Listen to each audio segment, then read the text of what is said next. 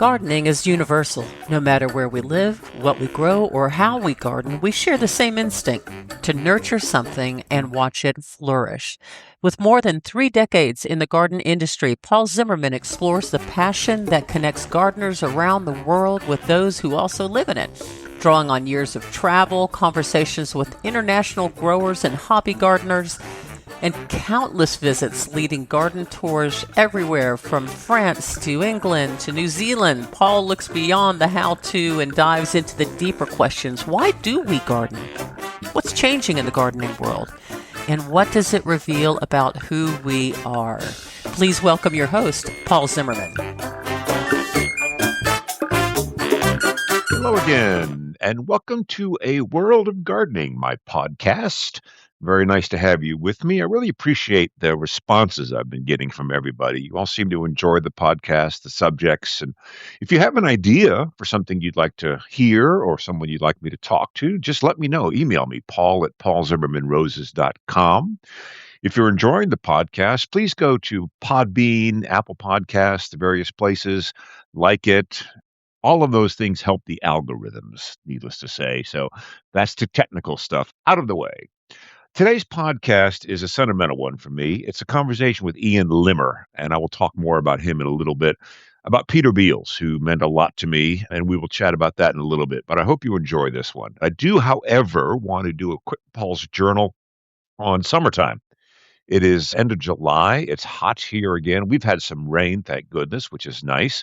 I always talk about summer chores in the garden, summer cleanup in the garden, and that's really what this is about.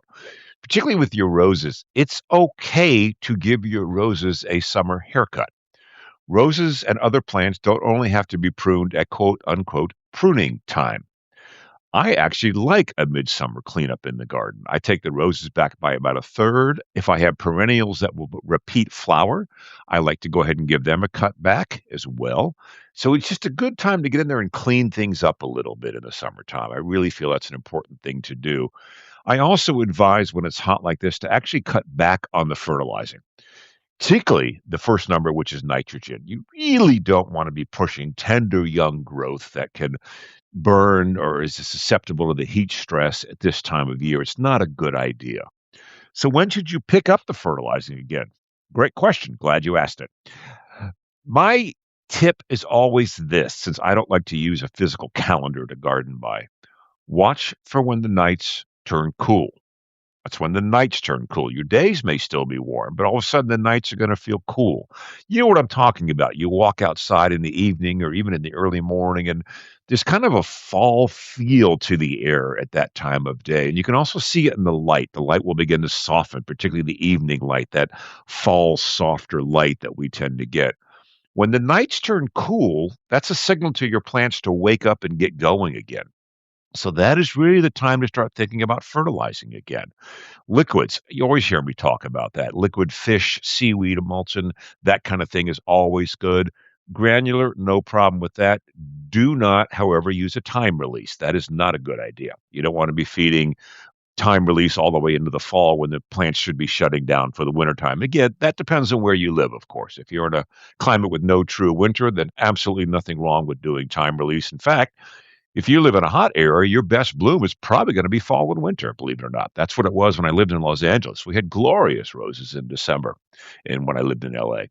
So that's Paul's Journal. Those are some quick little tips I wanted to give you to take home for the summertime. And I want to pivot now to the podcast. This is about Peter Beales. To say Peter was a giant in the world of roses is about the biggest understatement I'll ever make in my life. He wrote the book Classic Roses, Still a Bible, many, many other books he wrote, A Passion for Roses, Visions of Roses. I've got them all. I'm blessed to have them. He's an amazing man, born July 22nd, 1936 in Norfolk, England, died in 2013. He dedicated his life to roses, and particularly the old roses. He called them the old beauties. That was a term that sticks in my brain when I think of Peter. He loved the gallicas and the centifolias and the damasks. The rose that really started his love affair was Great Maiden's Blush, which he saw when he was a child. He founded Peter Beales Roses in 1968. I'm not going to give much history because Ian is about to do that with me in the podcast itself. Ian Limmer, who I interview in this podcast, has been with Peter Beales Roses for 50 years. That's not a mistake.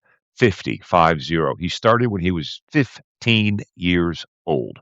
The nursery was not very old at that point in time, and Ian and I will cover that. That's why when I was in England recently, one of my goals was to sit down and talk with Ian and do this podcast because I want to make sure we remember who Peter Beales is, not just as a Rosarian, but as a human being. Probably one of the most amazing people I've ever met. And I met him for the first time in 1998. We became colleagues and we became friends. We became close friends as he wrote the foreword to my book. In fact, when the publisher asked me, who do you want to write the foreword to your book, Everyday Roses? There was nobody but Peter that I was going to ever ask to write the foreword to that book.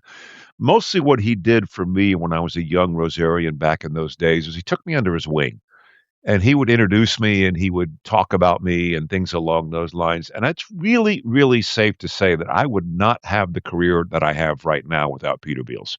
And that's not an understatement. That's a simple statement of fact. So that's the setting the table for this. And so now sit back, relax, and enjoy my conversation with Ian about one of the greatest people we both had the pleasure to meet.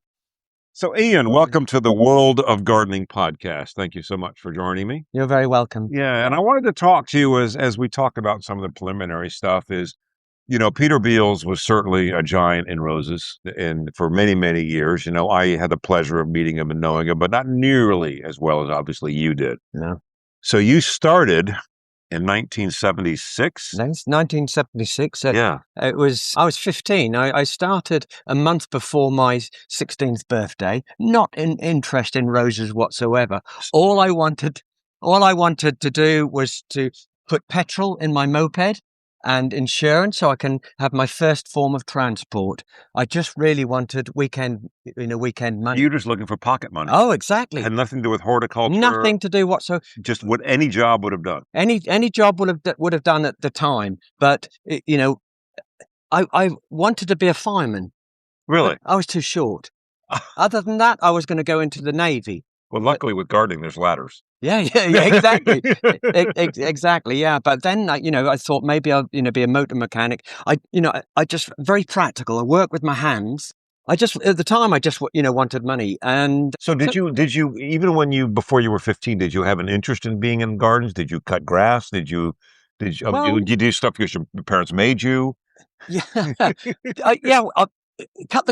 obviously cut the grass, bit of pocket money there, sort of thing. And my great grandfather had an orchid nursery, so there was a little bit of background, and they had glass houses and so on. But that was a bit before my time. Okay, but choosing a career, before leaving school was quite a daunting thing, and which path do you choose and so on.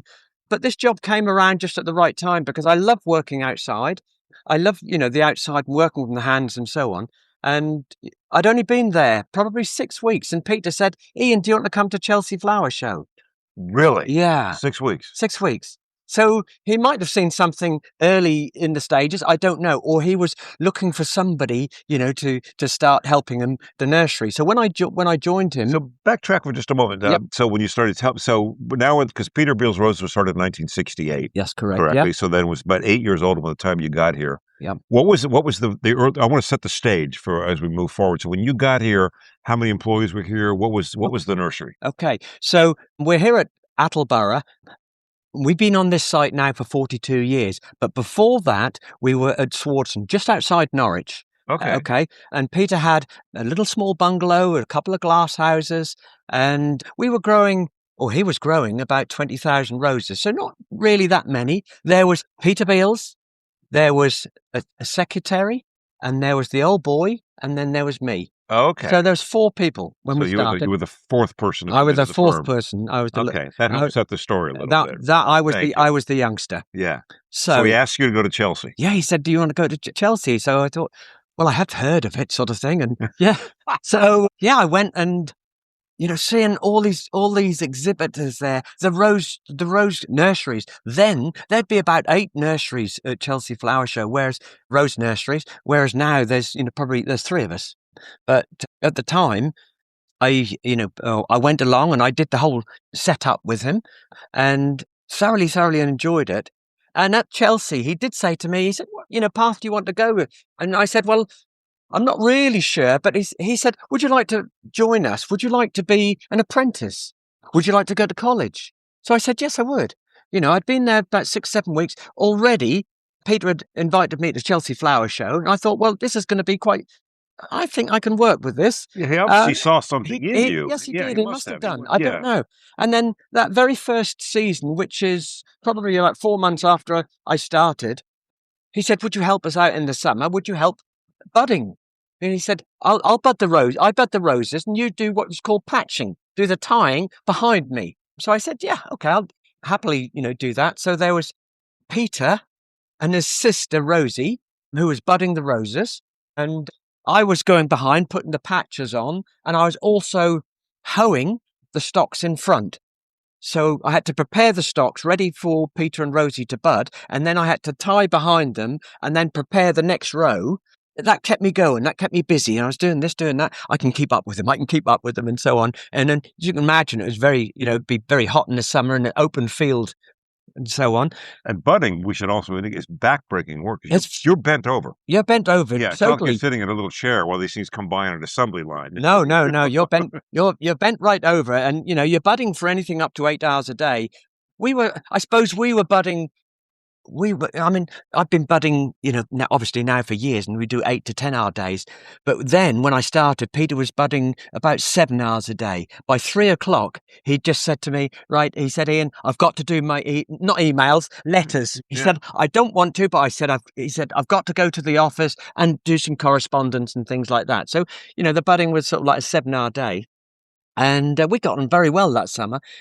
Then I signed up. You signed up for the college course, and did 3 years the college course. Did he sponsor you through college? Yes, he did. Okay. And not only did he sponsor me through college, he said, "Ian," he knew I had my moped, and wanted. He said, "Ian, would you like to do driving lessons?" Well, I said, "Yes, of course, but driving lessons are quite expensive." He said, "I tell you what, I'll give you an hour off every week during your work period." So the driving instructor came to me at 3:30. I left off at 4:30. "I'll come to you at 3:30 and pick you up. I'll pay for that." And he said, "I tell you what, I'll pay for your driving lessons as well." Which is quite an expensive thing. Yeah. So he said, "Once you've done that," he said, "you can use the van, a little old, you can imagine a little rickety old van, and take all the parcels down to the post office on a daily basis." So he had an ulterior motive. He wanted to deliver. Yeah, of course he did. Of course he did. Yeah. And that was brilliant. So he hooked me in there, Mm. sort of thing.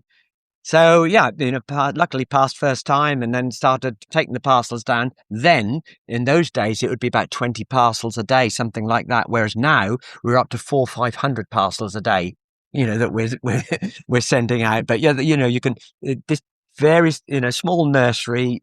And another thing that Peter used to do, he used to say, "Ian, I've just got to go to Suffolk. I've heard that there's a very rare rose that I'd like to have in my collection."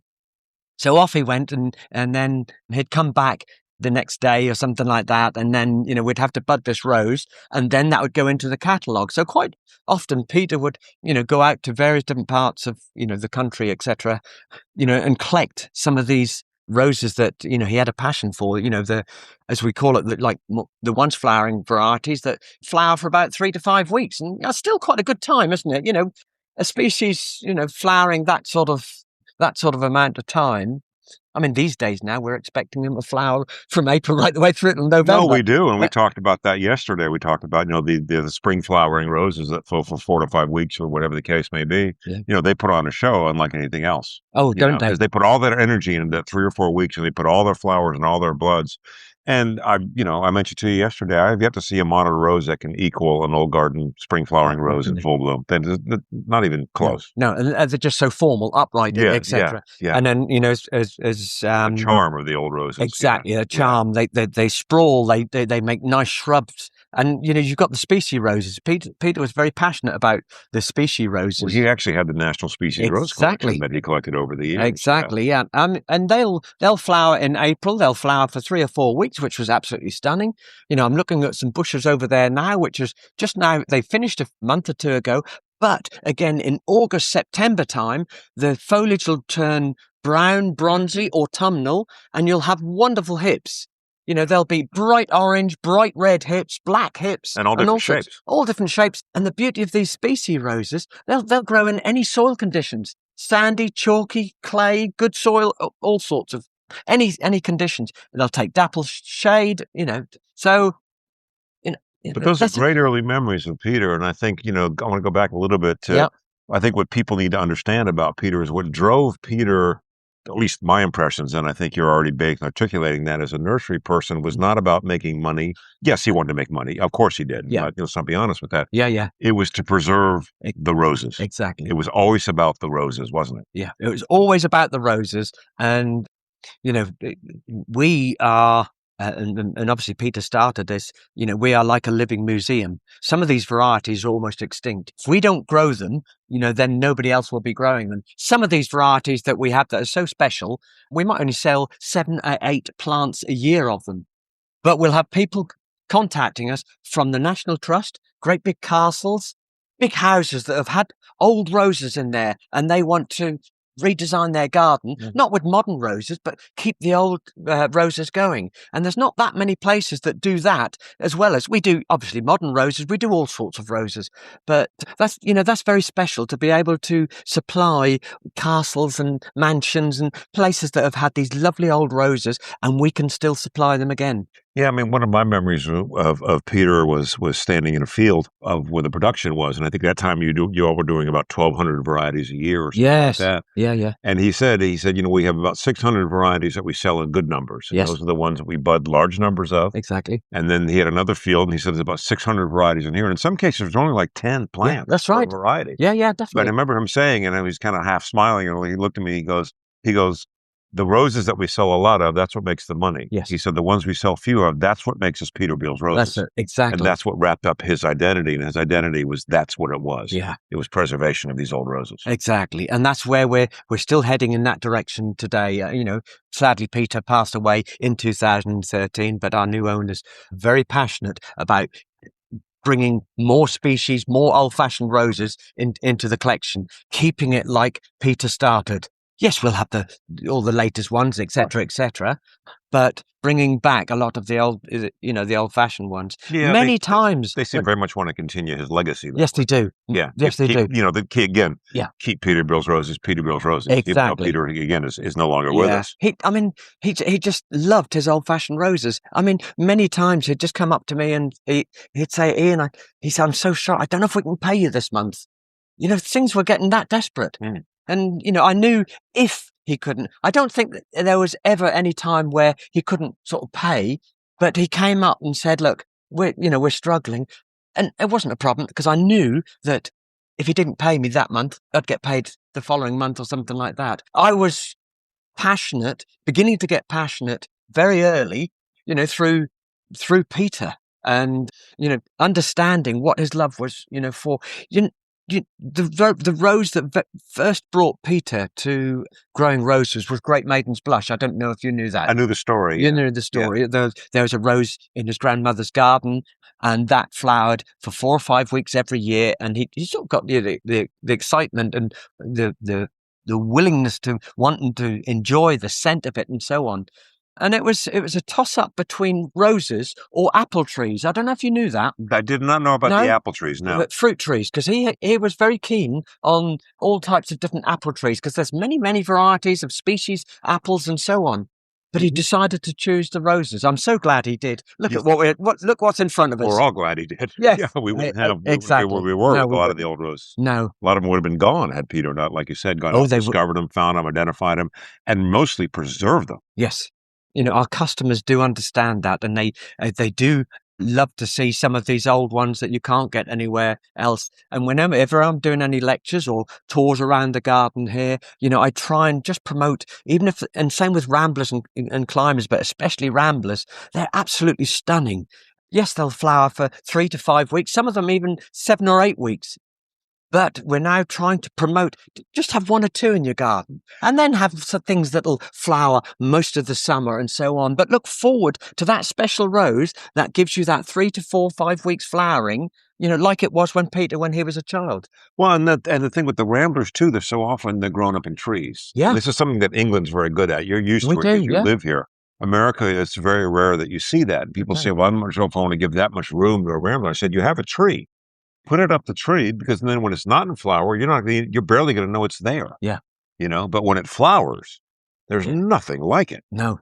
No, just the sheer overwhelming mass of the blooms against the tree, against the foliage. And, it's not going to hurt the tree if you use the right tree. The tree doesn't mind. No, and I mean, there's a lot of trees, like apple trees or any trees that die. Don't dig them up. They're wonderful supports for roses, aren't they? But no, it's quite common, in this country to have, the rambling roses growing up in a tree, and that's what you want. Rambling roses, not climbing roses.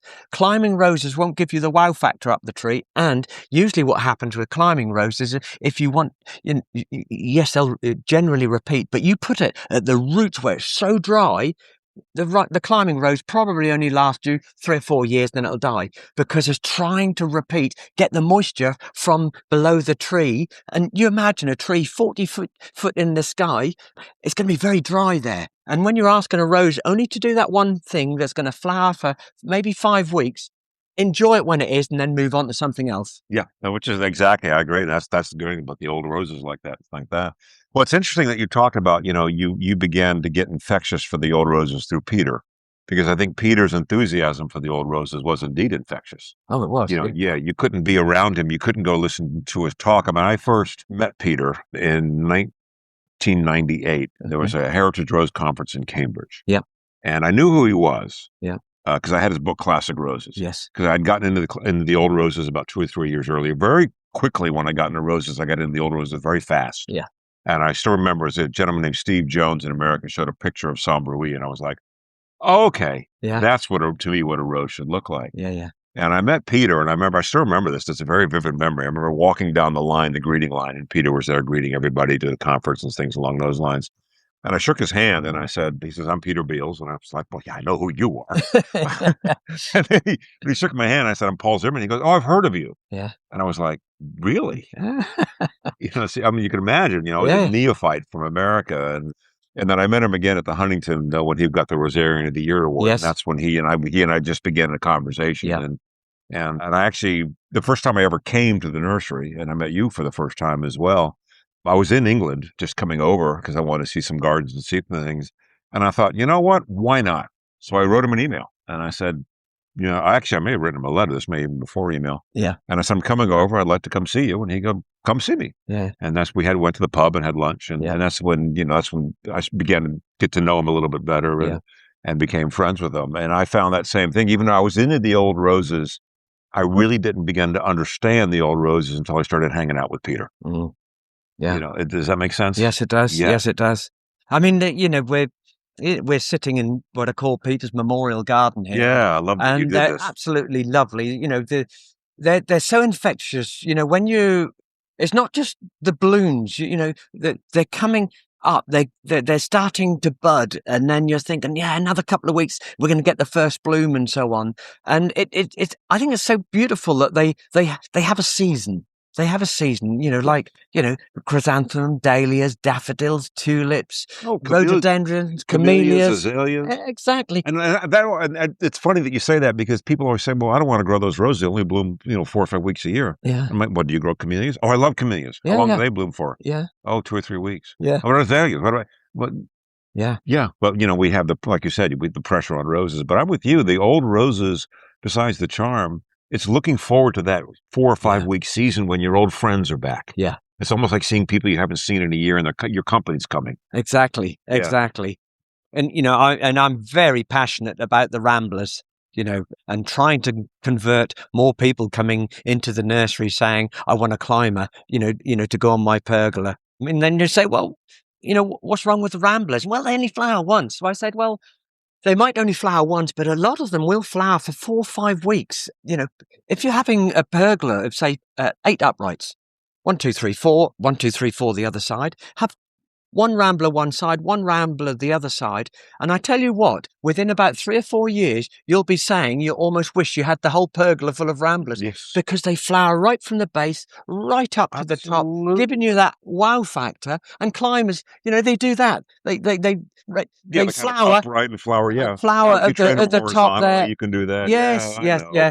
But what you've got to do is mix and match. Well, And it's layering is what it becomes. Like yeah, you said with the pergola, you can do the ramblers, and there's your base layer. Yep. Because what you also get with the ramblers is, yes, you get the 4 or 5 weeks of flowering and they're spectacular.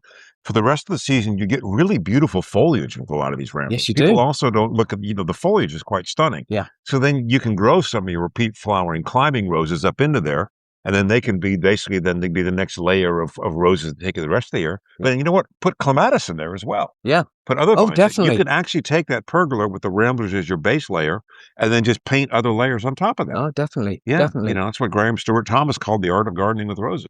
So was Peter then, so you started with him in very early days. It was Yes. a very, new nursery. There was 4 of you, but when you got, there's 3, then you made 4 and you're off to school. And then as Peter then, as his career progressed and the nursery progressed, Peter became quite famous around the world. Yes, I mean, he did. he became an internationally recognized, certainly one of the top 3 or 4 rosarians in the world. Yeah. Did he change at all? Not at all. Not at all. When he traveled and went abroad to, well, Australia, Japan, China, all these different places, I suppose he entrusted me within the nursery that we had, and by then we had another young lad who's now retired, Simon White. So he had another youngster with us, and I think he felt that he could then sort of trust us and relax and then sort of know that the nursery was being run while he was jetting off around the world. But he never did change. And when he jetted off around, I say jetted off around the world, going to these conferences and so on, by that time we would have probably had 15 staff, 20 staff, something like that. And he came back with a present for everybody all the time, whether it was a pen or a bar of chocolate from certain places. He'd come round, he'd come back and say, "How are you getting on, Ian? How are you getting on? Oh, I brought this little something for you. Isn't the garden looking wonderful? You've done a great job looking after the nursery." So he did really love and enjoy his staff. And as we were getting older, I met my wife here at the nursery. That was 43 years ago.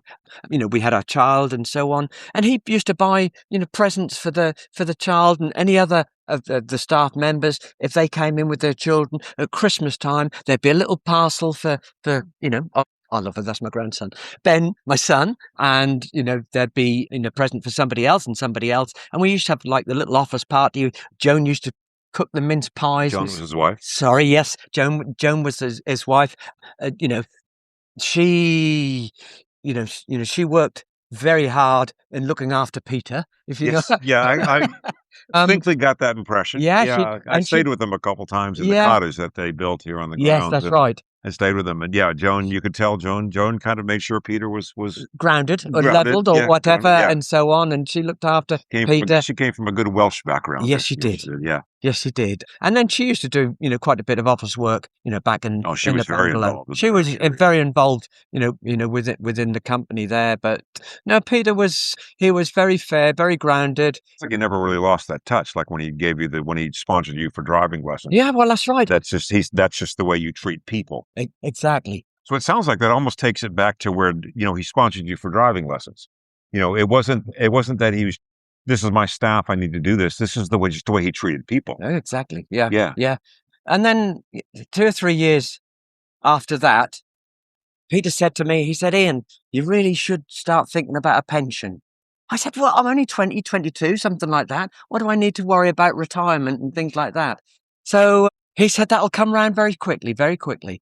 So I said, I looked up to Peter as a second father, so to speak. Almost sounds like it. Because you get that feeling. Yeah, I obviously respect everything that he did and does, and such a amazing chap.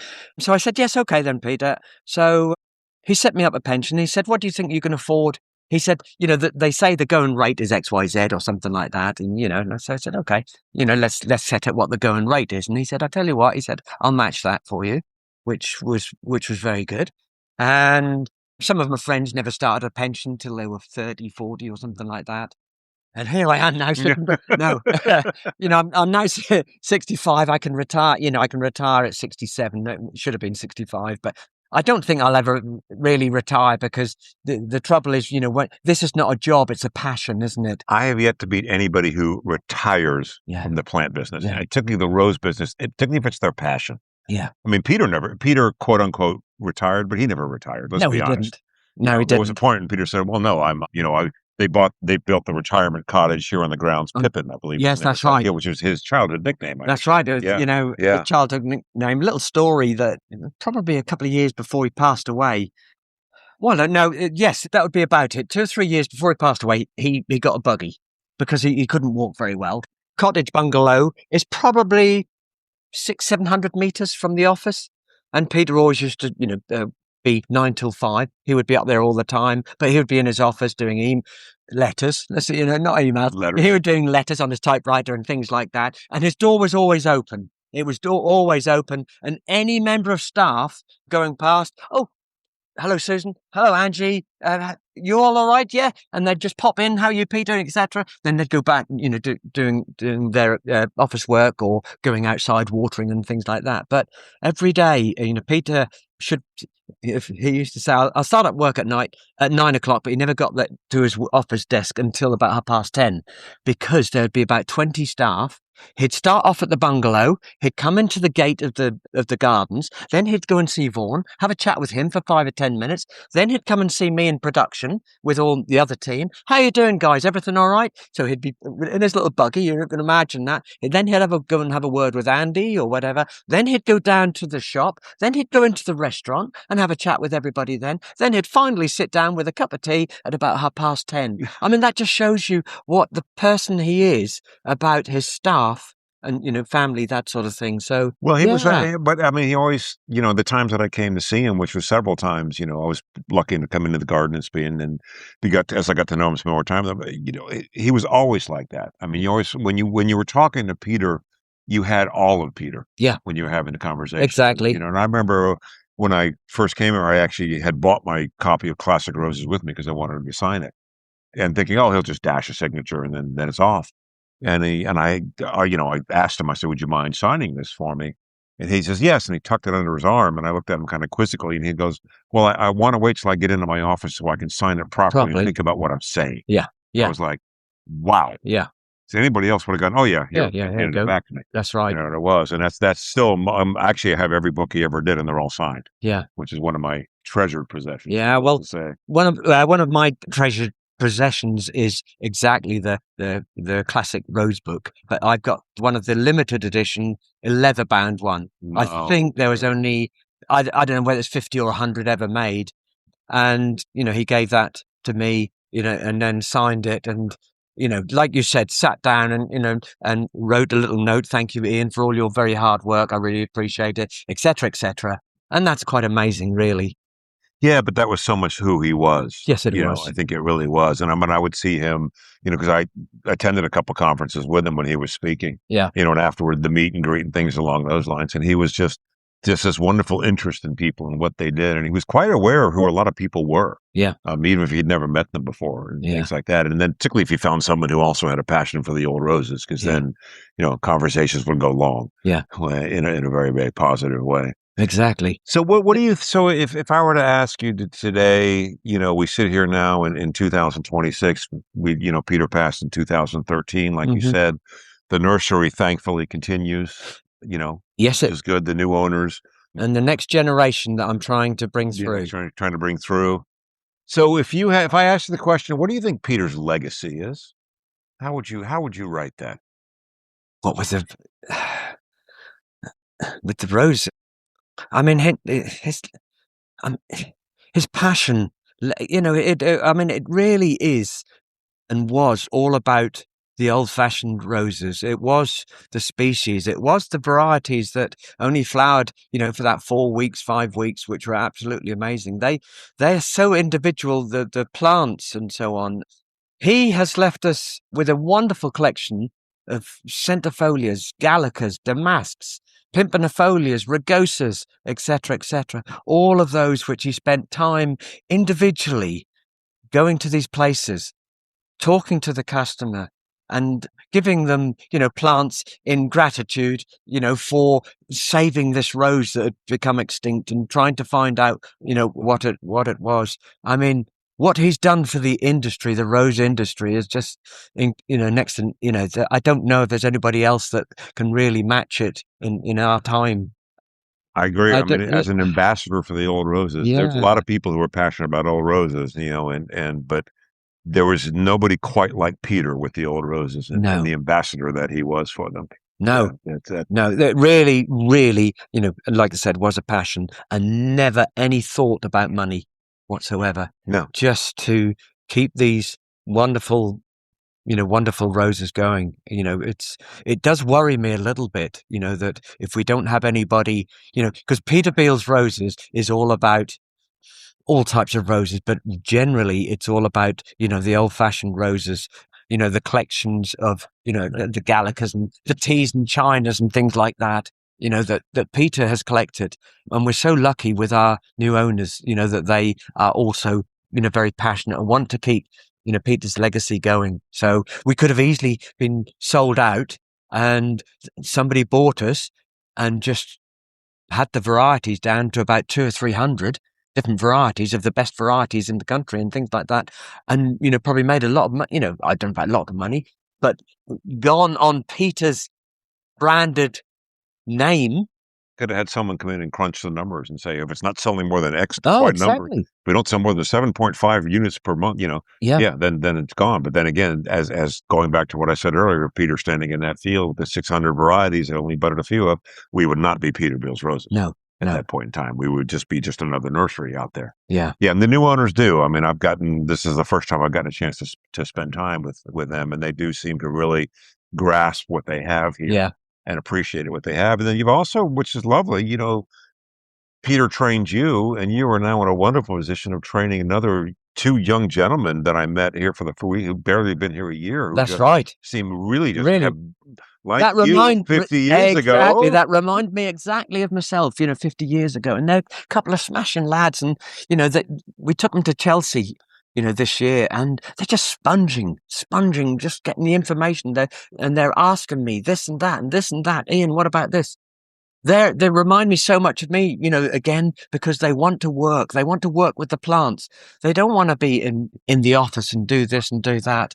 I don't know, about 4 or 5 weeks ago, I was pulling a trolley because I will set by example. I will weed, I will water, I will do everything. And that's what a plants person, I'm a plants person, should do. You shouldn't just say, oh, go and do that. And then you go and do something else, some of the easier jobs. And I think lead by example. And then that's where you get the respect. I was pulling this trolley, about 3 or 4 weeks ago. And Matt, the head gardener, said, Ian, are you all right? Can I help you? I'm not that old. I'm not that old, Matt. No, I'm not that old. And I said, well, that's very kind of you. Then you sort of start thinking, well, I'm mid-60s, but I can still give the youngsters a good run for their money. Yes. Most gardeners can. Yes. That's also, I think, why gardeners never retire, because it keeps you fit. Exactly. Yeah, it really does. I mean, it's great. I mean, it's nice that, we sit here in Peter Beales' garden, the memorial garden, Peter on the bench, dedicated to Peter, which is lovely. And the nursery is in good hands ownership wise with the legacy. You have another generation that, is beginning to grasp the legacy. Yes. You're able to pass that on to them as well. Yeah. And that's what reason I wanted to do this podcast was I wanted to get down what the legacy of Peter is. Yeah. And continues to be to this day. Yeah. Yeah. It is, it's quite exciting. I mean, the new owners have only been 2 years, something like that. And, they're learning how to, they weren't rose people or anything, but they are learning and they're very passionate about it. And I think it's like everything that you come in new, they might try this and try that and do this and do that. But fundamentally, we've got still the basis of what Peter set up. And, within the last year, 6 months, a year, Robert, they're saying, let's add a few more of the old fashions. Let's make something of them. Let's add some more species if we can. Because we lost what I had to do, which was very, very sad. About 6 years ago, 5 or 6 years ago, we were going through some pretty rough times. And I had to cull nearly 200 varieties. That's hard. That's hard because we were then, times were tough. And some of these This varieties. is before the new owners. Before the new owners. And we were selling 1 or 2 plants of these a year, some of these varieties. That's not a lot. Yeah. That's not a lot. I understand where they, where the direction that I had we had to go, because the bottom line is, if we don't do something, we're gonna go under. They're not commercially viable, and there's no grant from the government or anything to keep these things alive. No. If we stop doing some of these, they become extinct. Well, I'm slowly getting more. Some of these, we had a list of, I made sure that we had a list of where some of these things were going, where we dropped the roses and so on. So I'm slowly getting, not all of them back, but because if I get them, all back, we could still be in that situation, as much as, the new owners, say, yeah, let's bring them all back. But they've all got to be budded. 8 have got to be budded. You've got to write a label for it. You've got to log it. You've got to put a wooden label in. All takes extra staff. It all takes money, away from that pot. I mean, this time of year, it's great. We're selling lots of containers, everything like that. But during sort of October, November, December, January, things are quiet, so you can't just get staff in when you want them in June, July, May, right? Because then you've got to keep the staff going right the way through. It's getting that balance where you can have the right amount of staff and train those staff up, the youngsters and so on, without just getting temporary staff in, because you've still got to have the fundamental background of knowledge and how everything works. Yeah, because running a nursery, it's not like a car wash where someone can just kind of come in and out. Exactly. Yeah, you have to understand the plants, you have to understand the rhythms of things, how it works, how we do things, and things like that. Shows and things like that. Yeah, but it is nice. I mean, the new owners, Robert and Holly, they do seem to understand that they didn't just buy a rose nursery. No. They bought Peter Beales roses. Yes. And they do, and I got that very early when I was talking to Robert about, he's understanding what he has here. Yeah. It's not just, and he even said that. He said, a nursery like this does not come around for sale. No. You don't, this isn't just like buying someone that produces, 100,000 roses a year in a field. There's a whole legacy that comes with this, which we talked about earlier. Yeah. Which is great, and it's good that he's bringing some of the old roses back. That's great news. Definitely, going back to when I first sort of started back in the 70s and sort of early 80s, Peter could have expanded the nursery. I don't know how many fold or whatever. There's so many people saying, "Can I do a franchise? Can we sell your roses out in Italy, Germany, and so on?" And Peter said, "No. This is my business. This is a family business. This is what I want. I want to be in control of it. Rightly or wrongly, I don't know, but that he wanted to have full control of, his plants and where they were going and so on. But I believe if he had set up a nursery or got somebody to grow roses here, there and everywhere, I don't know if it would have been quite the same. Peter was very much hands-on. He wanted to do everything himself, and he just built this little small nursery into something worldwide. Isn't that incredible? He really did. And it's interesting you say that. He had offers to franchise, and I'm not surprised by that. But like you said, that really wouldn't have been the same thing. No. Because I think a key for him would have, first of all, had been, is that person passionate? Yeah. Yeah. Because I think that would have been the first thing he would, and I'm speculating here, and no, you're right. I do, but if the person said, "Well, I want to do Peter Beales roses because I think I can make X number of dollars and do this and ship so many units," I can see Peter going, "No, you're not in it for the right reason." Yeah, that's right. Yeah, exactly. This isn't what it's about. Yeah. So I always like to ask one last question, and that's what I'm going to do right now. So thank you again for joining me. This has been wonderful, and we were able to get some nice stories down and get a little, hopefully let people get an impression of what a remarkable gentleman that we both were. Yeah. You obviously were worked for, and I had the privilege of meeting certainly later on in his life. So it's 2026. Peter passed in 2013. You've been here 50 years, obviously very influential on you. We're sitting in Peter Beales Memorial Garden. Yeah. If Peter Beales were to walk through that arch and come up to this bench, what would you say to him right now? Wow. That's a very hard. You could, looking up, through this pergola with the, about 70 uprights, roses in bloom. You can almost feel him, coming down, and just he used to laugh a lot. With his shoulders go up and down, and so on. I can picture him coming down.